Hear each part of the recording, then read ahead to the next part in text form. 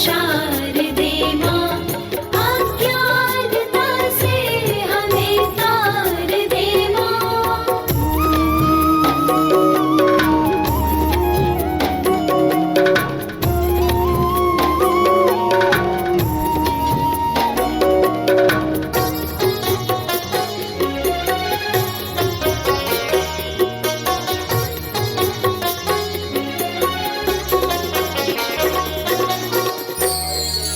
मुनियों ने समझी, मुनियों ने जानी, वेदों की भाषा, पुराणों की वाणी।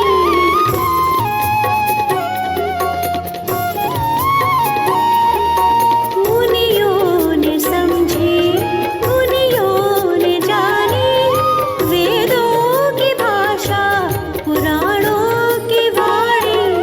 हम भी तो समझे, हम भी तो जाने, विद्या का हमको वरदान दे माँ। हे शारदे माँ, हे शारदे माँ, अज्ञानता से हमें तार दे माँ। हे शारदे माँ, हे शारदे माँ, अज्ञानता से हमें तार दे माँ।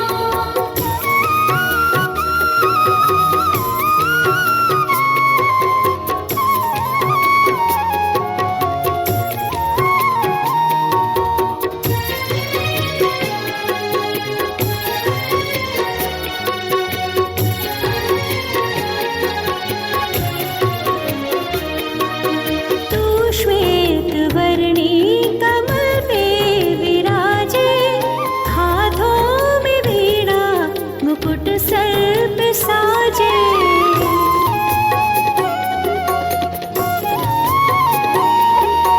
तू श्वेत वर्णी कमल पे विराजे, हाथों में वीणा, मुकुट सर पे साजे।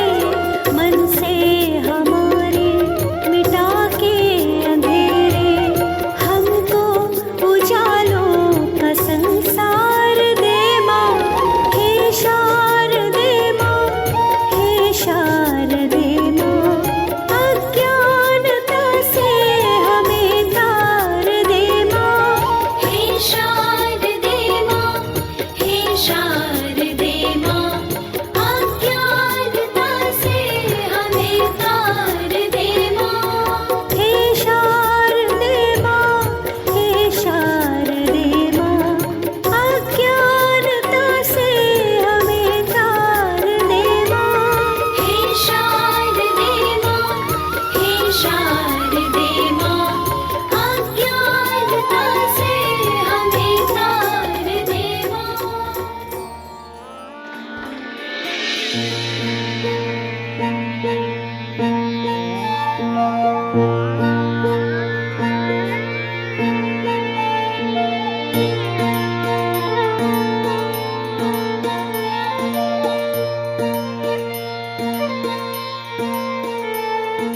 जय जय देवी, जय जगत जननी, जय जय सरस्वती माई। जय जय देवी, जय जगत जननी, जय जय सरस्वती माई।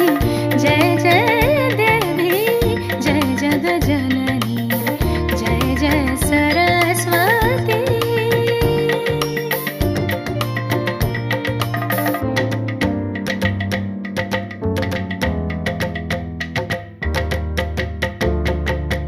जय जय भवानी, जय शर्वाणी। जय जय भवानी, जय शर्वाणी, जय त्रिभुवन सुखदाई। जय जय भवानी, जय शर्वाणी, जय त्रिभुवन सुखदाई। तेरे मायानंत पार, जाको को नहीं पार।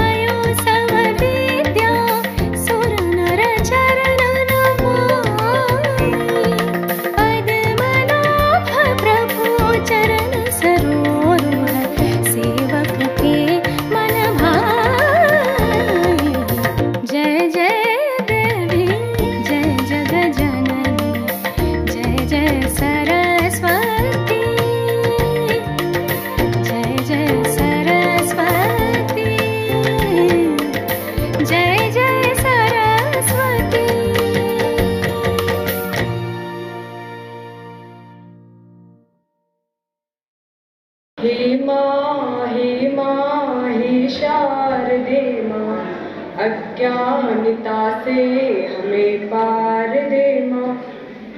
तू स्वर की देवी है, संगीत तुझसे, हर शब्द तेरा, हर गीत तुझसे। हम हैं अकेले, हम हैं अधूरे, तेरी शरण माँ हमें पार दे माँ। हे माँ, हे माँ, हे शारदे माँ, अज्ञानता से हमें पार दे माँ। तू श्वेत वर्णी कमल पे विराजे, हाथों में वीणा मुकुट सिर पे साजे। विद्या का हमको बलिदान दे माँ। हे माँ, हे माँ, हे शारदे माँ। मुनियों ने समझी है, गुनियों ने जानी, वेदों की भाषा, पुराणों की वाणी। हम भी तो समझे, हम भी तो जाने, विद्या का हमको अधिकार दे माँ। हे माँ, हे माँ, हे शारदे माँ, अज्ञानता से हमें पार दे माँ। वरदे वरदे वीणावादिनी वरदे, प्रिय स्वतंत्र रव अमृत मंत्र नव, भारत में भर दे। वरदे वरदे वीणावादिनी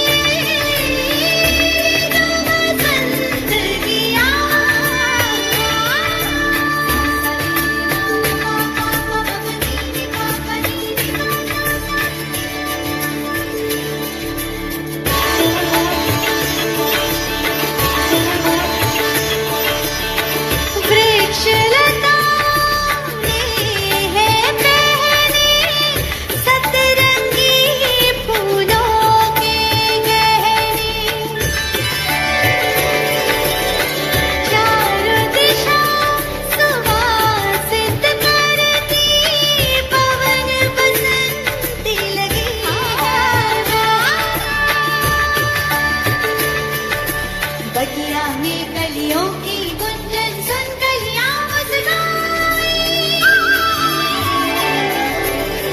ये तो बसंत की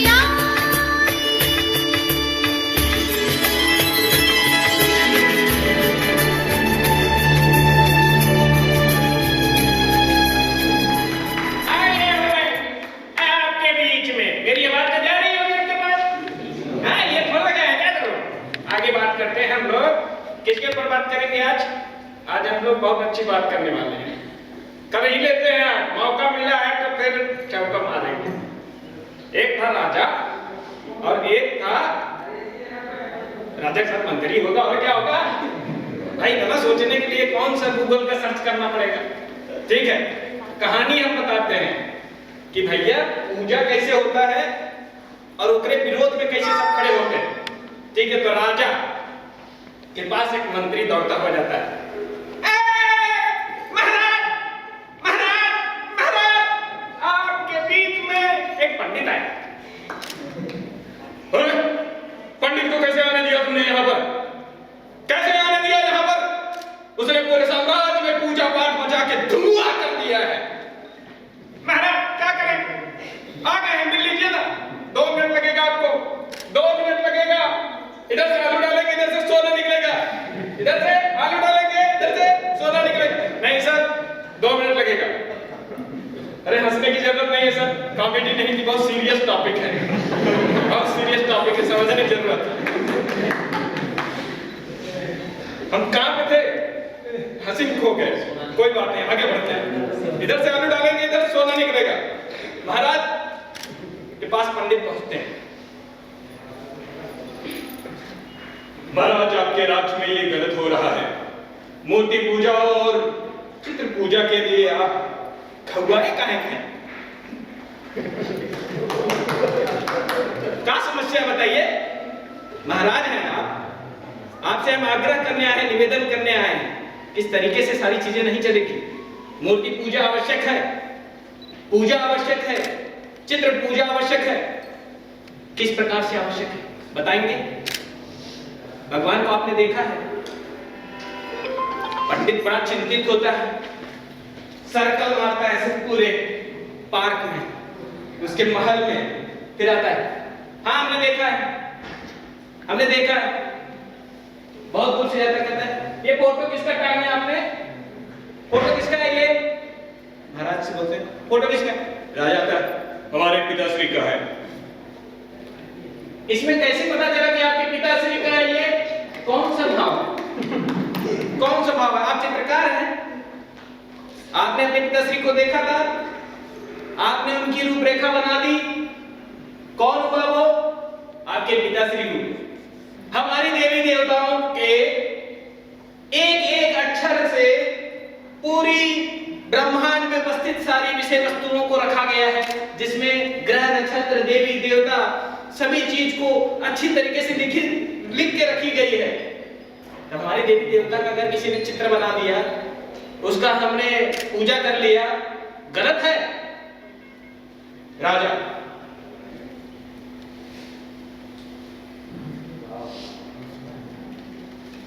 बहुत देर तक सोचता है और सोचते सोचते मर जाता है। कहानी यहीं पे समाप्त होता है। अच्छा जानने की जरूरत है कि वो राजा कौन था? वो राजा थे इतना बड़ा नाम था कि आखिरी के लिए नहीं, कई बार लेते, लंबा हो जाता। धन्यवाद।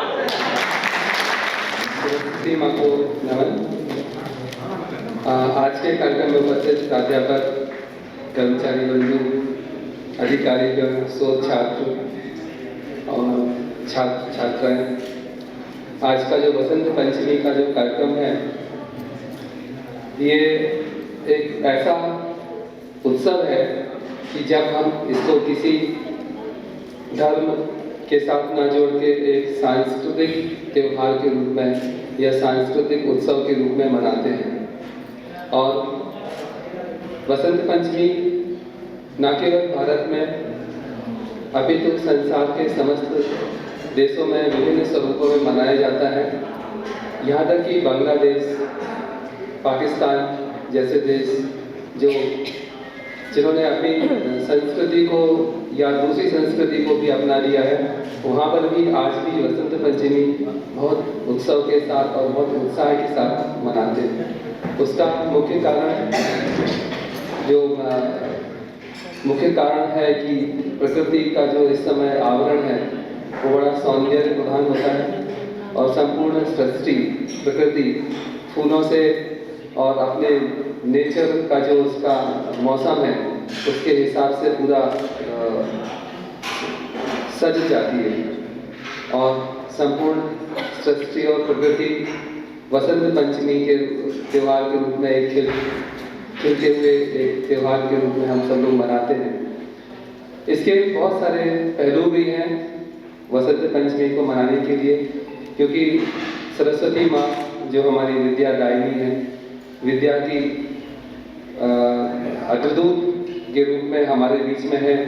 और जो भारतीय संस्कृति है, भारतीय संस्कृति एक ऐसी संस्कृति है जहाँ पर मातृशक्ति को बड़ा सम्मानपूर्वक स्थान प्राप्त है। हमारे जितने भी बहुत अच्छे आराध्य या जितने भी बहुत महत्वपूर्ण विषय हैं वो सभी मातृशक्तियों के आशीर्वाद से हम सभी को प्राप्त होते हैं। एक कवि है, हास्य कवि है हरियाणा के शर्मा जी, उनकी कविता सभी लोगों ने सुनी होगी। वो बहुत बड़ा दर्शन एक छोटी सी हास्य कवि के रूप में, कविता के रूप में हम सभी के सामने रख देते हैं कि विद्या की देवी सरस्वती हैं, धन की देवी लक्ष्मी जी हैं, शक्ति की देवी दुर्गा हैं और सारे जो इम्पोर्टेंट पोर्टफोलियो है वो मातृशक्ति के पास है और हम लोग के पास तो कुछ भी नहीं है ऐसे। लेकिन वो भारत का एक बहुत जो गूढ़ दर्शन है जो विश्व की किसी भी संस्कृति के में देखने को नहीं मिलता है। ये आलोचना नहीं है, एक तुलनात्मक अध्ययन अगर हम लोग देखेंगे तो विश्व के संपूर्ण समाज में, धर्म में ऐसा कोई भी राष्ट्र नहीं है जहाँ इतने इम्पोर्टेंट पोर्टफोलियो मातृशक्ति के द्वारा संचालित होते हैं। इसी समय जब एक अपना व्याख्यान चल रहा था, उस समय जब कोर्स वर्क का शायद PhD का, उसमें भी ये बात रखी थी। लेकिन वो न्यूजीलैंड की कोई दीदी थी, उन्होंने बताया था कि नहीं जो नारी सशक्तिकरण है वो उसको वर्तमान परिप्रेक्ष्य में उन्होंने देखा था, जबकि भारत में नारी सशक्तिकरण की आवश्यकता बहुत कम रहती है। जब यहाँ पर घरों में छोटी सी बच्ची को देवी के रूप में पूजते हैं, बहू को लक्ष्मी के रूप में घर में लेके आते हैं, ऐसी बहुत सारी परंपराएं हैं जो हम लोग सभी लोग बाय डिफॉल्ट जिसको हम लोग बोलते हैं, हम सभी लोग उसका पालन करते हैं। देवी सरस्वती का जन्मदिन भी आज के दिन हम लोग मानते हैं और ब्रह्मा जी ने अपनी एक पुत्री के रूप में पृथ्वी पर देवी सरस्वती के रूप में भेजा था। क्यों? क्योंकि सृष्टि के उपरांत यहाँ पर नाद नहीं था, ध्वनि नहीं थी, लोग आपस में बात नहीं कर रहे थे या कोई भी ध्वनि नहीं थी। सृष्टि के प्रत्येक बिंदु में ध्वनि है, बहते हुए पानी में ध्वनि है, बादलों के चलने में ध्वनि है। ऐसे संपूर्ण ध्वनि का जो एक प्रतिनिधित्व है जो नाद के रूप में देवी सरस्वती करती हैं, उनको ब्रह्मा जी ने आज के दिन के लिए पृथ्वी पर अवतरित करके स्वरों की स्थापना, स्वर की साधना के साथ किया। और इसीलिए आज जितने भी कलाकार हैं सभी लोग अपने जो वाद्य यंत्र हैं उनकी पूजा अर्चना करते हैं, विद्यार्थी अपने पुस्तकों का, कलम का पूजा अर्चना करते हैं, या जो जिस विद्या में प्रवीण होता है या निपुण होता है, सभी लोग आज अपनी विद्या से संबंधित या जिसके द्वारा वो ज्ञान और धन का अर्जन करते हैं उसकी भी आराधना करते हैं। विश्वनाथ जी से जब बात हो रही थी तो उन्होंने बताया था कि जो सरस्वती सभ्यता है उसके बारे में भी थोड़ा सा विषय रखना है। तो जो सरस्वती सभ्यता है, सरस्वती देवी या सरस्वती नदी का उद्गम भी आज के दिन ऐसा मानते हैं कि जो सरस्वती नदी है जिसके इर्द गिर्द पूरी विश्व की सबसे प्राचीन सभ्यता जिसको हम लोग सिंधु सभ्यता, कुछ लोग उसको हड़प्पा सभ्यता, कुछ लोग उसको कांस्य युगीन सभ्यता या चालकोलिथिक एज या स्टोन एज या आफ्टर स्टोन एज, ऐसे बहुत सारी चीज़ों के नाम से उसको बुलाते हैं। लेकिन ये बहुत कम सुना होगा कि इसको लोग सिंधु या सरस्वती सभ्यता के रूप में भी पहचानते हैं। तो सरस्वती सभ्यता ना बोलने के पीछे भी उन लोग का एक बहुत बड़ा कारण होता है। अगर सरस्वती सभ्यता बोलते हैं तो सरस्वती वैदिक देवी है, वेदों में उनका बड़ा उल्लेख है। गंगा से ज़्यादा उल्लेख सरस्वती का आया है। गंगा का तो 3 या 4 बार उल्लेख आया है, लेकिन सरस्वती का बहुत उल्लेख है। अगर ये पूरी सभ्यता, चाहे वो रोपड़ हो, कालीगंगा, ये जो सारे स्थान हैं, ये सारे के सारे स्थान सरस्वती नदी के किनारे थे। और सरस्वती नदी इतनी विस्तृत थी कि जो आज राजस्थान का जो रेगिस्तान हमको मिलता है ना, यहाँ पूरे में सरस्वती नदी बहुत कम उतरी हुई, कम गहरी नदी पूरे राजस्थान में बहती थी। तो बहुत चौड़ी नदी थी, इसीलिए उसको समुद्र की संज्ञा भी वेद में दी गई है कि ये कितनी बड़ी नदी थी कि वो समुद्र के समान थी। इसीलिए जो हमारे वेस्टर्न थिंकर हैं उन्होंने बोला कि जो ऋग्वेदिक आर्य थे उन्होंने कभी समुद्र नहीं देखा था, इसीलिए वो लोग सरस्वती को समुद्र कहते हैं। ऐसी बहुत सारी चीज़ें उन लोगों ने उसको मिसइंटरप्रेट कर दिया। लेकिन सरस्वती सभ्यता या सिंधु सभ्यता को या हड़प्पा सभ्यता को बहुत सारे नाम देते हैं लोग, लेकिन जानबूझकर सरस्वती सभ्यता नहीं बोलते हैं। जबकि अधिक से अधिक जितने भी नगर मिले हैं वो सरस्वती नदी के किनारे मिले हैं, जो एक सरस्वती नदी का जो बहाव क्षेत्र है। और आज भी इतिहास संग्रह समिति है, उन्होंने सरस्वती नदी खोज अभियान चलाया और सरस्वती नदी को खोज भी कर ली। सरस्वती नदी आज भी पृथ्वी में, मतलब जमीन के नीचे कहीं 10 फुट नीचे, कहीं 20 फुट नीचे अभी भी बहती है। और वहाँ जो जल मिला है उसकी अगर उसकी डेटिंग करते हैं तो बड़ा प्राचीन 3000 साल से 4000 साल पुराना जल मिलता है। उसका बहुत सारे यूट्यूब पर वीडियोज भी पड़े हुए हैं, वो हम सब लोग देख के उसको प्राप्त कर सकते हैं। तो सरस्वती सभ्यता एक प्राचीन सभ्यता है और ये एक ऐसी सभ्यता है जो पूरे प्राचीन विश्व की सबसे पहली नगरीय सभ्यता है। नगरों के सबसे प्राचीन अवशेष भारत में या सरस्वती सभ्यता के रूप में मिलते हैं, चाहे वो मोहनजोदड़ो हो, चाहे वो हड़प्पा हो, कालीबंगन हो या कोट दीजी, आलमगीर को, ऐसे बहुत सारे जो है। गुजरात में लोथल एक ऐसा स्थान है जहाँ विश्व का प्राचीन बंदरगाह मिला है। गुजरात का ये सरस्वती सभ्यता का एक स्थल है, उसको धौलावीरा बोलते हैं। वहाँ वाटर हार्वेस्टिंग सिस्टम मिला है जो 5000 साल पुराना है, जिसको भी हम लोग वाटर हार्वेस्टिंग सिस्टम नहीं, लोग सब लोग बोलते हैं नगर निगम के द्वारा लगाना जरूरी है घर पर, जिसमें रूट वाटर का हार्वेस्ट कर सकें हम लोग या उसकी खेती कर सकें। इसी प्रकार वहाँ पर विश्व का सबसे प्राचीन स्टेडियम मिला है और विश्व की सबसे प्राचीन नेम प्लेट लगाने का सिस्टम भी धौलावीरा में मिला है। और हड़प्पा मोहनजोदड़ो में 90 डिग्री पे काटती हुई सड़कें मिली है और नाली जो ढकी हुई है और सेकंड फ्लोर के मकान और सेकंड फ्लोर पर वॉशरूम, ये सारी चीज़ें। इतनी उन्नत नगरीय सभ्यता हमारे सरस्वती सभ्यता थी, जिसको हमको विश्व के समक्ष रखना हमारा दायित्व है। अगर हम लोग नहीं रखेंगे तो फिर कौन रखेगा? दूसरे लोग तो बोलेंगे ना कि भाई आप तो झोपड़ियों में रहने वाले लोग थे, जबकि उस समय उनकी कोई संस्कृति का पता नहीं था। तो ये हमारे कंधे पर है। जैसे व्हाइट्समैन बर्डन सुना होगा सभी लोगों ने, श्वेत मानव का भार अंग्रेजों ने अपने ऊपर ले लिया है कि हमको पूरे विश्व को सिखाना है, अंग्रेजी सिखाना है या जो भी उन लोग का है उसको यहाँ बोलने की आवश्यकता नहीं है। ऐसे हमारे कंधों पर भी एक हमको भाग लेना चाहिए कि हमको अपनी जो भारतीय संस्कृति है, ऐसे जो हमारे त्यौहार है, इनको सांप्रदायिक रंग दे दिया, जबकि इसलिए किसी इनका कोई धर्म से संबंध नहीं। विद्या तो सभी लोग अर्जित करते हैं, प्रकृति का तो सभी लोग पूजा करते हैं। जब हम लोग छोटे में थे तो एक स्प्रिंग कविता थी, 8th या 7th में थी, वो इंग्लिश की बुक में थी। उसमें उसका भी यही था कि कैसे स्प्रिंग का सीजन आता है और वो इस पौधों पक्षी अपने घोंसले बनाता है, ऐसे बहुत सारी चीज़ें उसमें थी। तो पूरे विश्व में भी वसंत पंचमी और स्प्रिंग के सीजन को सब लोग अच्छे से, या ऑटम जिसको अपन लोग बोलते हैं, उसको लोग अच्छे से सेलिब्रेट कर रहे हैं। तो इस संस्कृति को हम लोग देखेंगे।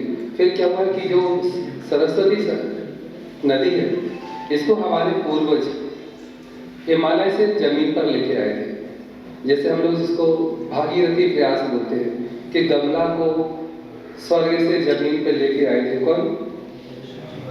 भागीरथ। इसको इसीलिए लोग बोलते हैं भागीरथी प्रयास। तो क्या था कि गंगा नदी पहले हिमालय में एक चोटी है ऐसे जहाँ गौमुख है, वहां पर थोड़ी सी नदियों का दिशा चेंज करने पे कभी वो चीन की तरफ बहने लगती है, कहीं वो भारत की तरफ बहने लगती है। तो अभी उस समय क्या था कि जो गंगा नदी है ये वहाँ पर उसका बहाव भारत की तरफ नहीं था, वहीं वो हिमालय में बह के वहीं विलीन हो जाती थी। तो भागीरथ जो हमारे पूर्वज थे हम सभी के, उन्होंने अपने प्रयासों से उनकी जो इंजीनियरिंग सोच थी, उनका जो इंजीनियरिंग दृष्टिकोण था, उससे उन्होंने जो गौमुख का जो नदी का जो मार्ग है वो कुछ पत्थर वगैरह लगा के थोड़ा सा टिल्ट किया तो वो भारत की तरफ बहने लगी। जब वो भारत की तरफ बहने लगी तो उसका मार्ग जो अभी है, ये वर्तमान स्वरूप जो गंगा नदी का है, ये हमको देखने को मिलता है। इसीलिए हम लोग बोलते हैं कि भागीरथ जो स्वर्ग से गंगा को लेके आए, इसलिए हम लोग गीत भी गाते हैं, वो भगीरथ चरण चिन्हों पर उमड़ते आ रहे हम, है ना, आ रहे हम, आ रहे हम, आ रहे हम। मतलब ऐसे हम अपने भगीरथ को बताते हैं कि आपने जो प्रयास किए थे हम भी वो भूले नहीं हैं, और आपके जो प्रयास है उसको सार्थक बनाने के लिए हम वैसे प्रयास और करते हुए आ रहे हैं।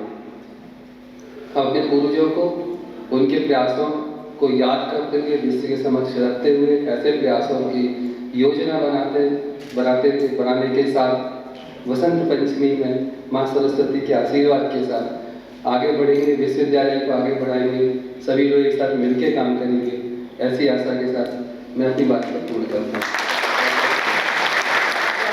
मैं यहाँ पर आप सभी का कोटि कोटि धन्यवाद। आपने इस कार्यक्रम को सफल बनाया।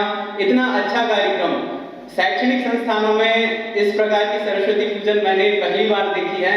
इतने विधि विधान से, वैदिक विधान से हमारे सर ने यहाँ पर कार्यक्रम करवाया, पूजन करवाई, उसके लिए बहुत बहुत धन्यवाद। सभी गुरुजनों का, छोटे बच्चों ने जो यहाँ पर प्रस्तुतियाँ दी, बहुत ही मनोरम, बहुत ही सुंदर प्रस्तुति, उसके लिए धन्यवाद। हमारे सहपाठी भाई बहनों ने जो प्रस्तुति दी उसके लिए कोटि कोटि धन्यवाद। आप सभी का आशीष हम सब पर इसी प्रकार बना रखे। धन्यवाद। हरिओम तत्सत।